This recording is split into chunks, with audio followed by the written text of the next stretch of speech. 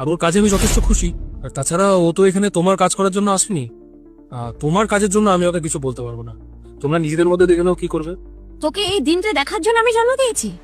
ছোটবেলা থেকে খাইয়ে পড়িয়ে বড় করে মানুষ করলাম, তারপরে বিয়ে দিলাম, আর এই সংসারে সব কাজ করবো এখনো আমি।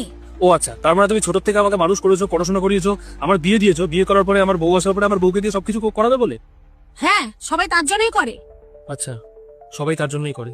তাহলে তুমি সেদিন নিজের মেয়েকে ফোনের মধ্যে এই কথাটা বলছিলে কেন, যে নিজের কাজই নিজে শুধু করবি, অন্যেরটা কি তুই ঠেকা নিয়ে বসে আছিস, নিজের কাজ ছাড়া অন্যের কাজ করবি না? এটা কেন বলছিলে? আরে মা, তুই সারাদিন কত কাজ করিস, সময় তো নিজে একটু আরাম করতে পারিস, তুই রেস্ট নিতে পারিস। তুই কি সবার ঠিকা নিয়ে রেখেছিস?